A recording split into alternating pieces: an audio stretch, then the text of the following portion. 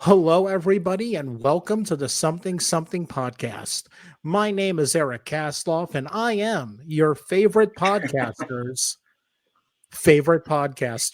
Man, And that with just me, as that just always, is Larry Stans. that How's it just going, Larry? that just throws me off because it's like I'm doing good, doing good. Yeah, no, but doing good, man. You're my favorite podcaster. Thank you. Well, you don't Wait, let listen me to let me tell you, podcasts. let me say this. You're the most famous. You're my most favorite podcaster that I know. Well, you don't listen to any podcasts. That's why So, you're my favorite podcaster. well, it feels so, Larry. We are again, we're using video now, I know and it's weird. man, this past year, health wise, has been an issue with me. Being in the hospital for almost 2 months, losing my dentures was the biggest thing. And today, I finally got them. Oh, drum roll, We bum bum had to pay bum. it was like my insurance wouldn't pay for a replacement pair. So, slowly paying it off. Man, it Yep, hurts like crazy I right bet. now. Yeah. I can't explain to you the amount of pain I'm in. So if And I break down crying during the show, at least we'll know the reason why. that's hilarious. And now, do you have to get used to having like teeth there again and talk? Yeah, I have to sleep with them on tonight. Oh, nice, nice. You can't go free denture it, huh? Yeah, it's That's funny. That's funny. Hey, Eric, I do want to tell you. I don't know if you'd be proud of me or not, but we have Freebie, and maybe Freebie should sponsor us. But anyway, they uh, don't do that. I was watching a French TV series, and it was in dubbed in Russian. It's the weirdest thing. What? Yeah, it's French, and it's called The Life of a Mistress, which is about a lady who is an indentured service to a family, two brothers in France. But it's really, really good, and it's the imagery is so beautiful. But it does kind of throw you off when they start talking French and you hear Russian. So, but it's That subtitled, so that that's good. so it's a French show Yeah, dubbed into Russian that yeah. you're watching with English subtitles. In the US, yes, That's absolutely. amazing. Yes, it is. It is. Eric, we Speaking of streaming services, yeah, Larry, yeah, yeah. There is I think there's become we're not too political on this show, obviously. But no. when it comes to filmmaking and things that affect filmmakers and their ability to tell a really great story, right? That's what we kind of have, I think, some issues with, Yeah. um, because nowadays it feels like it's being forced upon us, this woke mentality. You should have XYZ into the show. If you're not going to participate, then we're not going to help you in any way that we see fit, Exactly. right? Yeah. And I've always felt, the right person for the right part. Right, That's how right. I've always felt. Like an interesting thing right now, Robert Downey Jr. is returning to the MCU as I think that's Victor cool. Von Doom. Yeah, But yeah. here's the problem.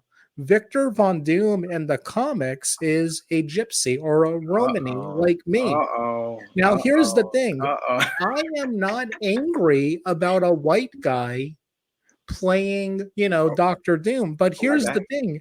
If everybody who was, offended about the recasting, no one is going to be offended about that. All the people who are like, why are you mad about a black little mermaid? It's just a character. No one is going to be mad about this.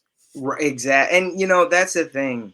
It's I think when it comes to different races playing things that obviously grew up, and sometime in the near future, I feel people are going to look back on this time and they're not going to know that you know there was uh, of So much division and yeah. unfairness right It, now. it is. It But is. there are people fighting that, Larry. That is very true. It's a very good segue because you could get into the mud in this and talk a little bit about a lot, and that I think is what we're going to be doing today, ladies and gentlemen. We would like to welcome a man who is standing up not just for filmmakers and their creative freedom, but it seems like a woke mentality, and to boot, I believe he is Christian. So let's bring him on. Let's see. Hi, Hello. Hey, Marcus, how are you? thanks for having me. Yo, Thanks for coming on. absolutely. Absolutely. Hopefully I kind of did that justice. Cuz No, I yeah, you're right. I'm a Christian. excellent. Okay. And So there. it, Now that I can say that, looking at your Instagram, we have so much in common. You like cigars. I like cigars. It's just amazing. Like I could replace you with Larry with no problem. Eric, Well, I could grow a beard. we like to say we're going after the cigar and whiskey evangelical. So I there's a love lot it. of them. I love it. Actually, I have. So we do a not your average Christian podcast, and I think, and Eric, I think you feel this way, and Marcus, you may feel this way. I think all of us Christians are we think, how am I supposed to put this? I don't really want to be politically correct anymore. I think calling yourself a Christian and looking at other people and condemning them for what we all think is should be Christian, I think that's kind of like turning off people to the faith, or at least part of the church. I think some of the church is a problem. Oops, because I think just because, and I always laugh because Eric and I, we met in church. And Eric is the biggest horror filmmaker I know. He loves killing people and blood all over the screen. And it sounds weird and funny to say that, but then people start thinking about it, go, "Oh, you can't do that. You're not supposed to be like that." Well, how are we supposed to be? Yeah. Like live in a monastery like a monk? I'm sorry. But I think, I okay, there I'm stepping off my little So soapbox. let's get into the thick of it. So you are Yeah. the CEO of Lore TV. Tell us about Lore TV, Marcus. Yeah, so we started Lore. It's spelled LOOR.TV. I started that. Basically, I made a movie called Babies Are Still Murdered Here, and it was a pro-life documentary, and we put it on Amazon Prime, and it got deleted. Um, they never gave us a reason why, Wow. and so I was like, "Well, that's a really big problem." And prior to making that movie, I was head of advertising for the agency that did all of Pureflix's films, Wow. and I Hmm. realized all the marketing for the Pureflix. And they were just targeting women with these awful movies that were just cheesy rom-com Hallmark Right. sort of style films. Yeah.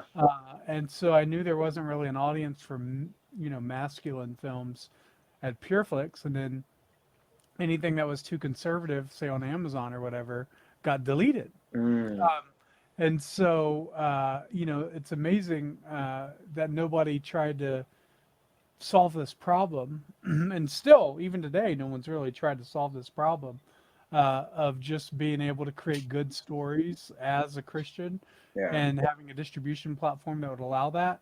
When I'm a firm believer that any good story is somehow a Christian story, Yeah. because if it can't be a Christian story can't be a bad story.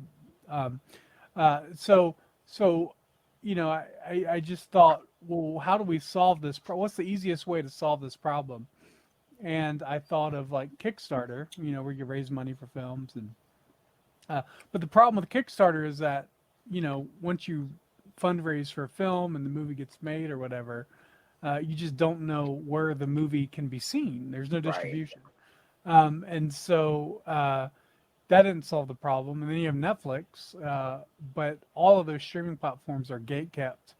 And the only real way to make a name for yourself, especially in the faith-based conservative market, is just to have friends that work in those for those companies. And so we didn't have this independent underground punk rock art scene that's so essential to building a culture. You know, and then you look at like these conservative streaming platforms that have popped up. You know, like Daily Wire or The Blaze. The Blaze, the Wonder Project, all these organizations that have come up recently. I think since the time we've been working on Lore, and they're getting like hundreds of millions of dollars to be able to make content. So they're not really building a sustainable creative culture either. They're just, Right. you know, my CTO actually said today, like if you invest $100 million into something, you have to have something that's worth several $billion Wow. that can risk that 100 million. And in the conservative space, they've gotten hundreds of millions of dollars, but they don't really have anything worth billions of dollars that's capable. You know, there hasn't been a single Christian movie, I don't think ever, that's got $1 billion in revenue. Right? And so, you know, we don't make Marvel films. Right. You know, the highest grossing Christian film ever was Passion of the Christ, and that was 650, Wow. 600 Wow. million. Wow. So it was also, it just got beat by Deadpool, but it was also up until Deadpool versus Wolverine, the highest grossing R-rated movie of all time. Yeah. Wow. And so, so it took a long time, 20 some years, to be able to knock that off the chart. And so, you know, I just always thought it was interesting that Passion of the Christ got so much money in the box office, and nobody said, "Hey, we should do more of that." Right. Right. Which is Yeah. weird Yeah. because usually what Hollywood does is as soon as there's a big hit something, the copycat movies come out. You would have thought this would have been a return to the biblical epics of the golden age of Hollywood, but none of that happened. None of it happened. In fact, the opposite happened. They blacklisted everybody that worked on the movie, Mm. and then I think it was probably not too long after that they started making the Hollywood studios started funneling money into like really terrible cheesy Christian films, which I think was on purpose Yeah. to kind of keep us in our lane Yeah. because they knew that our market was large enough it could threaten their entire industry. And so, but nobody ever has those conversations as to, hey, why did a movie get $635 million in the box office and there weren't any attempts to try to do that again? Right. Right. Right. You know? Right. And why did they categorize us as these weird faith-based movies when Passion of the Christ did so good and wasn't a family film? Why did they categorize all the faith-based films into like these weird niche family movies? And so they basically just threw us in a corner, you know, and gave us some money, not a lot, but you know, enough to kind of do what we can do. And they hired people that would agree to make that kind of content. Right. Yeah. And, Yeah.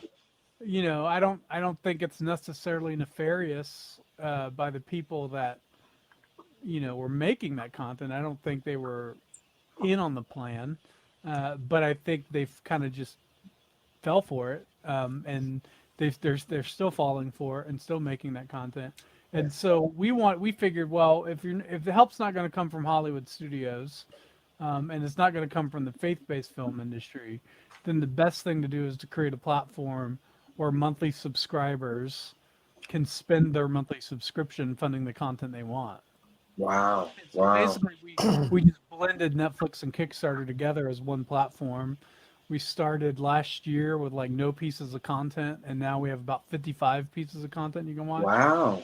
Wow. And so, you know, we're funding like micro budget, small budget indie filmmakers who either have movies that they've already made and don't know where to go, or you know, we funded an entire cartoon series that's AI generated.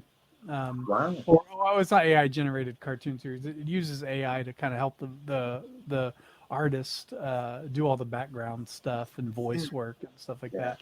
Yeah. But so just thinking we're basically we were trying to say what is like a Christian or conservative, broadly conservative version of Adult Swim look like, you know, and that's I love you know, that. just really experimental, early day MTV, sort of liquid television, that sort of stuff, because we don't really have anything that can train and equip and have artists build audiences and followings for themselves, and then go on to do a massive Wonder Project series or some other bigger project, right? So Right. so that's really the main focus is just what does I don't know if you know about the history of the punk rocker movement or whatever, but Yeah, Uh-oh. yeah. Yep. Yep. so, That's where Larry's more of a hair metal guy, but punk. Well, mainly like pop, punk, ska, like Tooth and Nail Records. All of those artists well, were a yeah, huge influence we on had me there, growing there up. was this time. It's almost all you know, pre Passion of the Christ or right after Passion of the Christ. You know, I went to funny story about Passion of the Christ. I went to Liberty University, Oh, and really? if you were on campus, they had a no R-rated movie clause, and you Oh. know the RAs would come in and they would always check your DVD collections for R-rated movies, but they made an exception for Passion of the Christ, Right. right? Yeah. So Yeah. you know we couldn't have any other R-rated Mel Gibson film. Probably for good reason. But we could have Passion of the Christ, and um, I lost train of thought on there. But the point is that we just wanted to build. Also, I was talking about the punk rock movement. So we had Tooth and Nail Records around that time. We had, I mean, Veggie Tales was massive Yeah. cultural Yeah. brand. You couldn't go to the mall without people wearing Veggie Tales clothing, and Chick-fil-A had Adventures in Odyssey Yeah, I was cassette. about to mention that. Till today, I love Adventures in Odyssey. Same. Yeah, it's one of the greatest Christian entertainment products of all time. It's been I going on would for like say 20. ever. It's like it's the Yeah, standard for all Christian time ever. entertainment. Yeah. So we had that. We had animated Adventures in Odyssey. We had all that. We had a Christian culture. And then after Passion of the Christ, they just started siphoning that off. Mm. Lifeway Christian bookstores closed and went bankrupt. And I think in the past maybe decade, we haven't really had anything. There Yeah. hasn't been any substantial Christian anything. The Chosen. Only old people watch The Chosen. They don't have they tried to do this. They tried to do this campaign. I don't know if you remember. They did this The Chosen Sucks campaign, and they graffitied their own billboard with like Satan or doesn't Yeah. want you to watch or whatever. Really? Yeah, so they did that, and then like all their donors got really mad and upset by it, and they thought it was like would be this cool hip way to introduce The Chosen to a younger audience, But get them aren't Right. didn't they and Yeah. it sign worked. with the CW recently? Yeah, so they did get a deal with the CW uh, for basically re-air those shows. Um, but I don't. I mean, the CW's got a younger market, but I don't know how what the age breakdown of young people watching The Chosen on the Yeah. CW is. I imagine it's not that high, and it's mainly. I like to say it's mainly great for people in nursing homes that only have rabbit ears still. Yeah. You know, Well, are it's we the talking about the same CW with like Hot or Not reality show or something yeah like yeah yeah that? yeah yeah. So I don't know exactly what their main strategy is with that, but yeah. So the point is just we need they say conservatives are really bad at building culture, Mhm. and that's because we look at movies and TV shows as a way to get power as opposed to a way of getting cultural influence, which Ooh, aren't I like necessarily that. the same Yeah. thing. Yeah.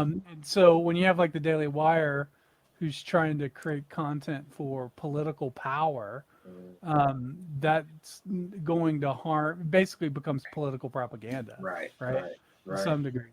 And Yeah. so it's not really the only way to really gain control of a creative industry is just to give your artists freedom. Oh, I like that. And, Yeah. and so that's why we started Lore, so the artists can make whatever they want. They can pitch to the subscribers, and if the subscribers don't want it, they don't have to fund it. And if they do want to fund it, then they can. And so it's just basically an art house for the cream of the crop to rise to the top, and that's really what we think is going to be influential in sustaining Yeah. all this desire for conservative and faith-based entertainment now. I like that. Because without an underground culture, it's just not possible. All these investors are wasting their money unless they build out the small underground art house. And so going back to the punk rock thing, you know, you had CBGB's, which was the place where all the bands played. Mhm. Some bands did really well, some did really terrible, but everybody came see the latest bands, and that's how that little tiny hole in the wall, club started the whole More famous. punk rock revolution, right? And so we don't have that in the conservative space. We don't have a CBGBs for conservative Right. arts Until and now. Yeah. until now. Yeah, Until now. Until you, now. what is it predominant? Okay, here's two questions for you, and it'll probably run. Um, is it predominantly Christian or just conservative that can tell good stories? Does it have to be Christian? Uh, well, I'd say any good story is a Christian story. Right, So right, it right, doesn't have to be faith-based rom-com right. Hallmark style. So I mean, like one of our documentaries is called Gothics. It started on our platform. We funded the distribution license for it, and once it got on our platform, it got picked up by some film festivals and won best I love that. documentary. I think Wow. it's Austin or San Antonio Film Festival, and that resulted in now it's on Amazon Prime. But I would say it's an R-rated documentary, and it's about, you mentioned the Black Little Mermaid. It's about this a black Twitch streamer, very popular, up and coming, and all she said really was that she doesn't believe you're racist if you don't agree with the casting of a Black Little Mermaid, and she got canceled by the woke mob, all Wow. that sort of Oh, stuff. Wow. And then eventually, she attempts suicide and all this oh sort of my stuff, goodness. and all because Well, of the woke they're mob trying so to destroy. friendly, loving, caring people, Yeah, the they're woke. so friendly and caring. But anyway, it documents her Unassuming. whole journey because through that process, she discovered, conservatism and eventually became a Christian. Wow. And so, but it's unedited documentary. So, what's really smart about it is that in the very beginning, you see her as she is, and she's, dropping f bombs and stuff, and then slowly as she matures in her thinking, and like you slowly just see that leave her, Mm, and you don't hear any cuss words towards the end of the movie at all. wow. So but the like that's really important to hear and see that difference. Hmm. And you're not going to get that on Pureflix. That's a element of storytelling. So we mainly just have two rules really in terms of what the content can be. There can't be any nudity in it. We don't allow that. And then there can't be what we call encouragement of blasphemy. So you can't make a movie that's like how great Hinduism is, Right, right? right, right. But other than that, it's completely open. So those are we think we're probably offering more freedom than anybody else, Wow. just with those two rules. And so you can have an atheist that doesn't believe in God that said of course in your character or whatever, but or the bad guy can be so it's not like a hard fast line on anything other than nudity, and so that's really just what we wanted to just create, just the freest form of content. And then if people don't like it, or they go over the line with vulgarity and all that sort of stuff, then the subscribers don't have to fund their next project. Wow. Now, when you Wow. say that, is that kind of like a Patreon or a Well, yeah, Kickstarter mindset? so it is like Kickstarter, and it's kind of like Patreon. The only difference is if I fund an artist on Patreon, I'm only getting Patreon content from that artist. With us, if you fund a movie and it gets 100% funded, then everybody on the streaming platform gets to watch it as part of the library. Wow. Um, Okay. whether or not you funded it personally or not. So it actually is better than Patreon in that it allows you to be introduced. It allows the filmmaker to be introduced to new audiences that typically don't know about them. Whereas Patreon, you have to know about them, and I get it.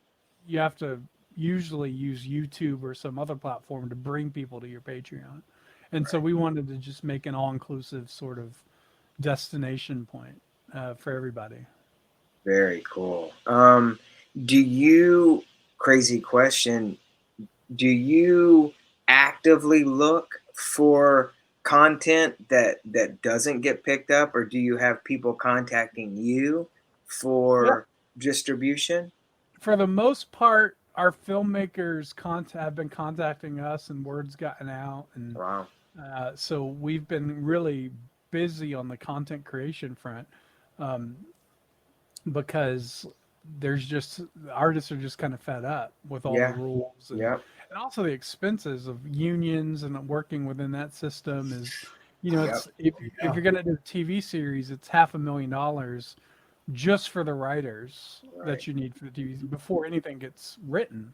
Yeah. And so that's unsustainable Yeah. uh, financial model, especially for a streaming platform. Yeah. And so, a lot of streaming platforms are doing layoffs now and they're selling content. And I think you can watch HBO stuff on Netflix now. And just, Mm. it's just Yeah, there's a lot of Warner Brothers stuff popping up, and now there's a triple deal where it's the Disney, Hulu, and HBO Max. yeah, you can get a whole three. So Wow. they're just all creating their own streaming little mini cable services, and it's a real nightmare for consumers because then you got to go back and manage and cancel your current subscriptions, and then get Right. those mergers to save a few bucks. Like it's just a really awful system right now, and a lot of that is because we've kind of gone back to four knobs on the TV channel. Like Mm. it's almost like we don't have cable anymore because we just have like Netflix, Disney, HBO, and Yeah. Netflix, Disney, HBO, and what's the other one? Oh, Amazon Prime. Amazon Prime, right? I have Or all of them. Peacock. So, Yeah. and I still have regular cable. Yeah. Yeah, yeah. I mean, like we have all of them and YouTube TV, Mm-hmm. right? Yeah. Oh, So it's Yeah. like it's a mess. It's just Yeah. a mess. And so I think the thing that's going to rise to the top in the future are not going to be Netflix. It's going to be smaller, independent niche streaming platforms Yeah. that sort of like Crunchyroll was or Crackle. exactly. Yeah. But Yeah. those all got bought by the streaming platforms. But they Yeah. all started as one-off independent streaming platforms for niche audiences, and so just like cable. So I think we're kind of like in the streaming rush now, where everybody's trying to build their own niche platform, and I think that's good. That's good for people. Oh, absolutely. I think as long as there's options, I think I mean it kind of, you think back when we were growing up. It's weird. In the 90s, right? Where all we had was going to the movies, and history, or Hollywood has a history of eating itself, which is they're doing right now. When you Yeah. look at and so like our show, we talk to a lot of creatives, right? And we just got out of a strike with the actors SAG AFTRA, and there's And a reason. the video game voice actor strike. Oh yeah, now it's and there is an absolute reason these streaming platforms don't want to tell you what they're making, because they are not, the money and the movie stars that back in the early 2000s, in the 90s, it went to the theater, the movie theater. That's all you had. Now you Mhm. just have a bunch of crap, and that's why they call it content, because that's all Yeah. that they want to do. They don't Yeah. want to do anything where, in my opinion, they don't want to do anything that matters. They just want to pick up some cool stuff. It maybe streams and gets a bunch of clicks online, and then you hear nothing about it. It's streamed and forgotten. Yeah, yeah, Even like if you look back on like Netflix, you used to have like Ozark, and right. Stranger Things is Hmm. dying. That'll be ending soon. But after Stranger Things, there's really nothing left on Netflix That's that's crazy. significant enough. Yeah. I would say actually probably most of the good TV shows right now are on Apple. Mm. And they're like the least subscribed streaming platform, Wow. but Wow. yeah, Ted Lasso and whatnot, So, but I like I can't think of, and I think like this week, like TV is for the past 2 weeks because of the Olympics. There's nothing new on TV, and so Mm. we've been trying to find something on any of these streaming platforms that we might have missed. And there's Yeah. just nothing, you Yeah. know. I Yeah. think me and my wife spent an hour last night just casting TikTok to the TV. That's Right? so weird. That's becoming the entertainment. And That's a great thing. It's fun, y- but it's like it's sort of like America's Funniest Home Videos in a way. exactly. Um, Yeah. but uh, And the but thing is, when people older shows are more popular on streaming than newer shows, there was that whole thing how a few months ago, Suits, which hasn't been on TV in 10 years, was Mm. the most Number popular one. show on Netflix. And I know with me, Suits was when an I'm amazing streaming, show. or I mean, I have a massive DVD and Blu-ray collection, but when I'm streaming, I'm going through old shows like The Ghost Whisperer right now. I want that comfort stuff. But what's so interesting, what you're doing is you're giving a voice to people who can, latch on to something. Again, to use another music reference, it kind of sounds like Sub Pop in the early days, where just being on the label gave you credibility. Hmm. It meant, wow, they're good Yeah. enough for, Lord TV. This must be something Right. I should check out. So, Yeah. who would you say is your target audience, like age demographic? Yeah. So I mentioned it earlier, but we call it the cigar and whiskey evangelical and conservative. So Okay, it's mainly so me. young, younger men. We try to say 40 and below, um, is 18 to 35. That male audience is really where we're going for. It's just a completely untouched market in the conservative space. Oh yeah, definitely.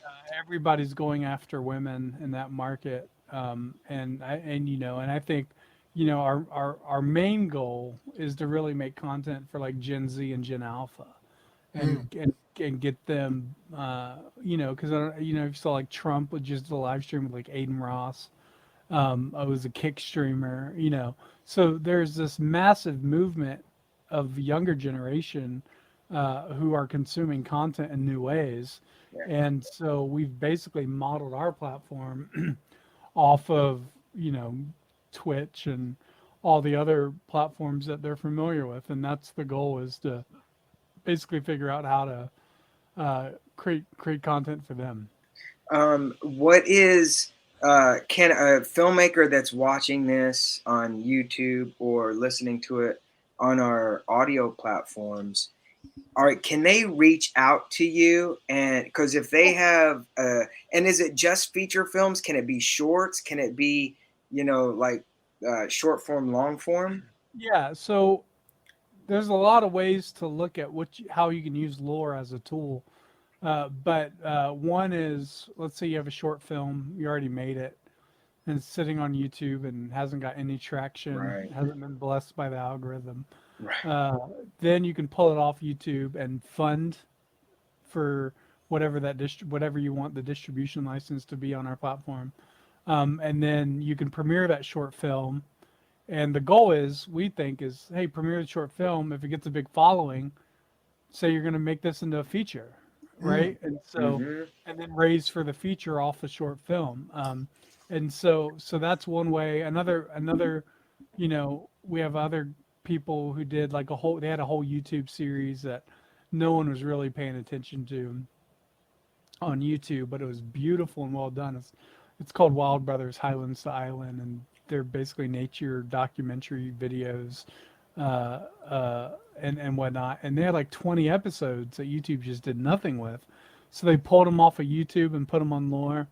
And so, yeah, so there's a lot of really cool ways I think that you can use Lore to gain a following, and we're very open with any ideas you have, whether you want to just do animated short cartoons or that's really popular for us is short cartoons, especially like adult aimed animation. Yeah. And so yeah, so we try to not to put any boundaries on what people can do outside of a few moral things. Yeah. Yeah. Yeah. I love that. And so, literally, if anybody is watching this or listening to it, obviously, if you're watching it, you can see our little ticker go across. It's LOOR.TV, and send in on the contact form. Hey, I've got a short film. I've got a feature film. I can't get anything anywhere. And what can you guys do? Creator tab. Yeah. There's a- Okay. Great. If you go down to I think it's the bottom of the page. It says Mhm. creator.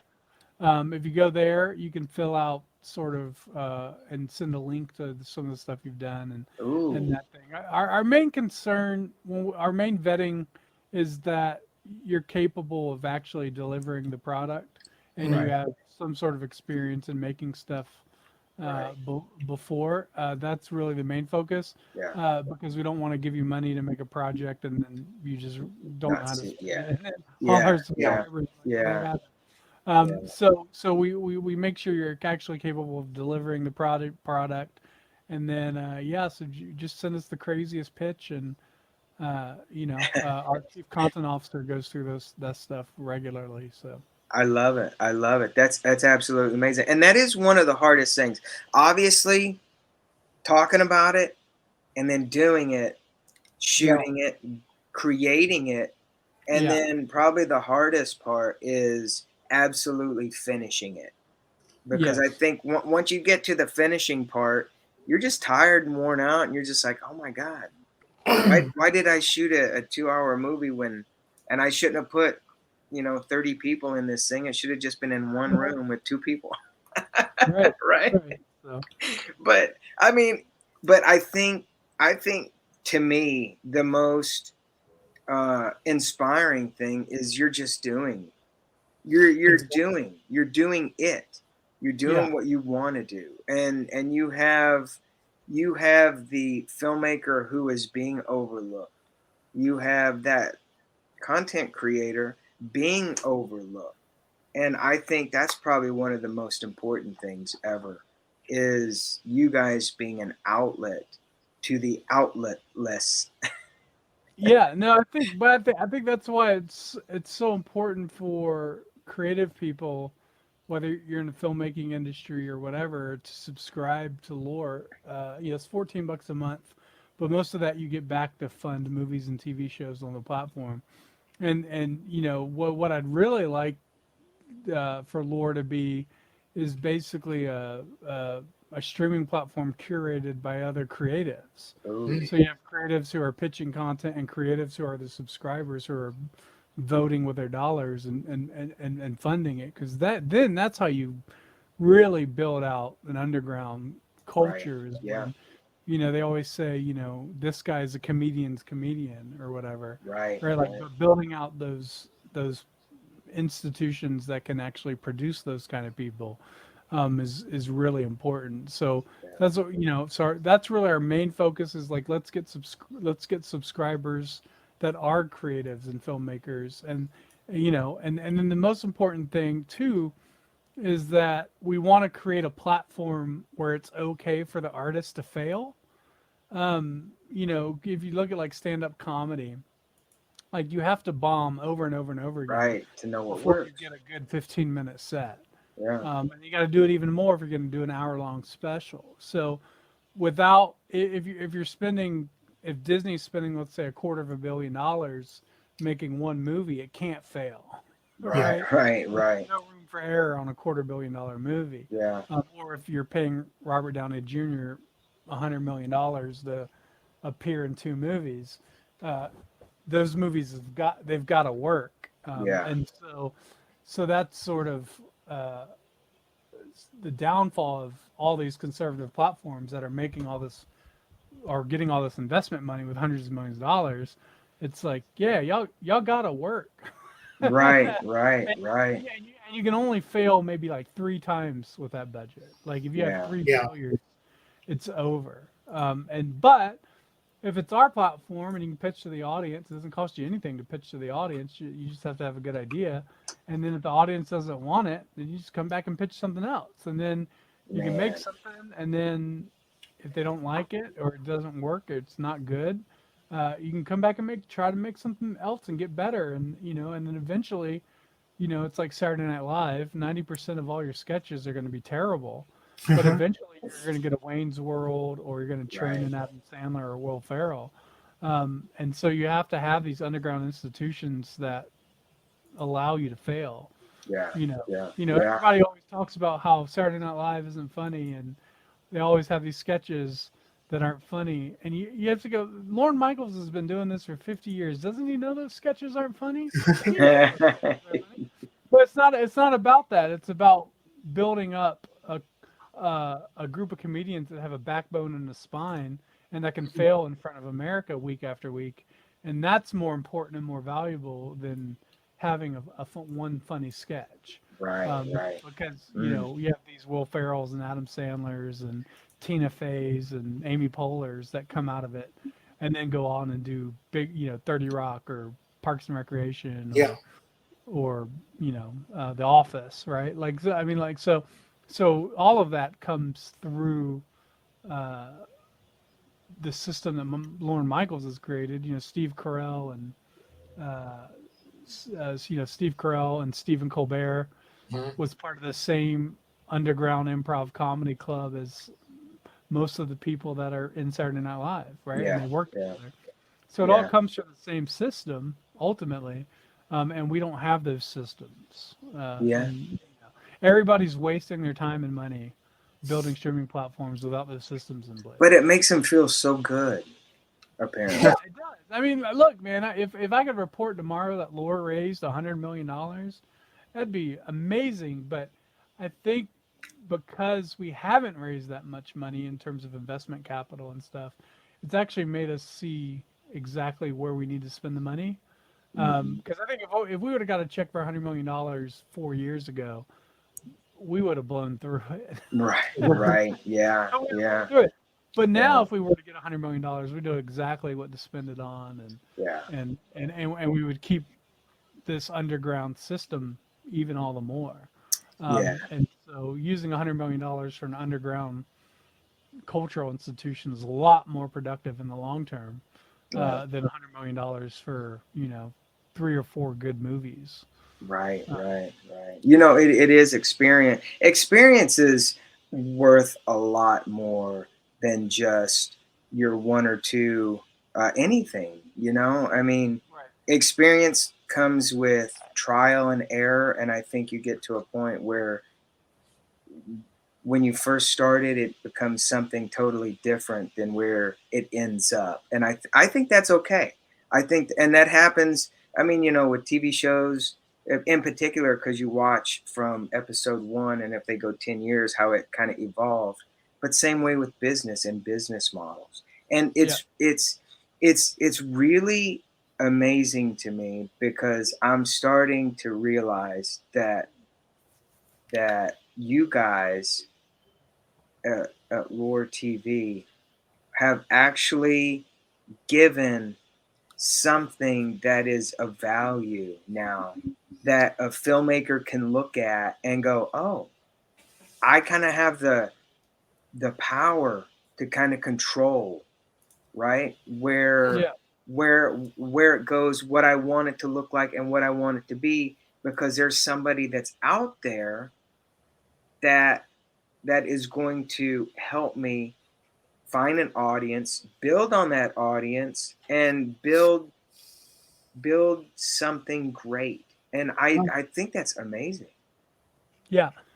One thing that's really important is we make sure all our filmmakers have creative control over their projects and own their IP at the end of the day.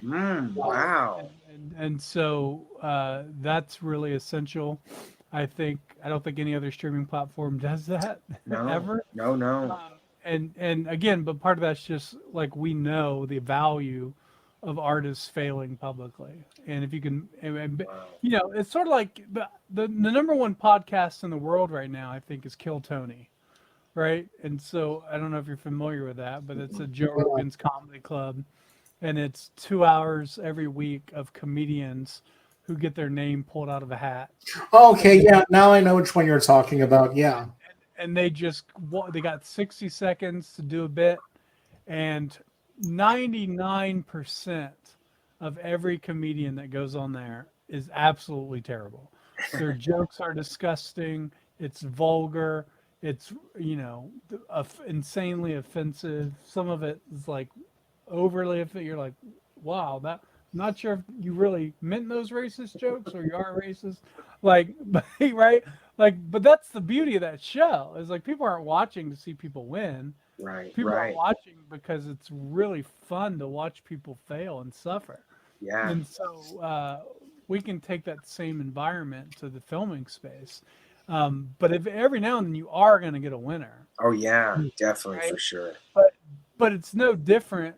The only difference is when we fail, there's no financial risk. But when Netflix fails, they've lost a lot of money. Right, Yeah. right.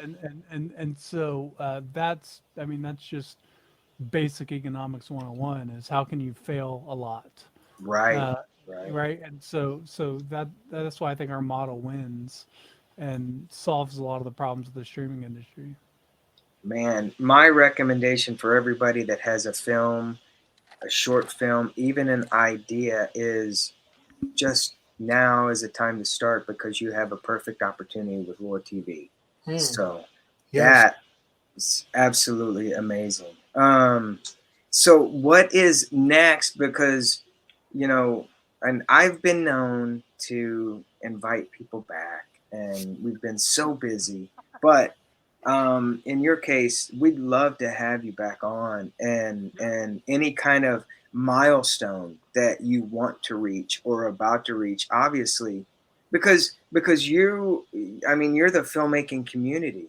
You're like the bottom, not you're not the bottom line, but you are like the next level for the filmmaking community, because everybody wants to make a film, and then they make it, and then it's like what you said. Where do I take it? Where do I go? Let's Yeah. try the film festivals. And how long does that take? That's great. Still Yeah. do that, but my gosh, you have a perfect platform sitting right in front of your face, and on the audio platforms. What are you guys waiting for? Yeah. That what I mean, it's crazy, but what is the next milestone that we could be a part of? Because we'd love to get you on and try to get you to that, or you know, Yeah, I mean, I think the main thing we need right now is people to subscribe to the platform. We say subscribe to the platform with no content. right, That like that's what we need, because the more subscribers we have every week that's spending their monthly subscription dollars, the bigger budget projects we can fund every week, and the more content we can fund every week. And so we kind of have to get the wheel kind of rolling down the hill before you'll really start to see the value of the platform. yeah, So, you know, we want to hit 15,000 subscribers, 100,000 subscribers. 100,000 subscribers is our main goal, because then we can fund $1 million in independent films a month, right? And wow, so, yeah, and that's a lot. yeah, That, you know, you're at least four good ones, and then you could do 10 to 12 100K movies, yeah, yeah, you know, and so that's a lot. And the more you're putting out content like that, you're gonna get winners.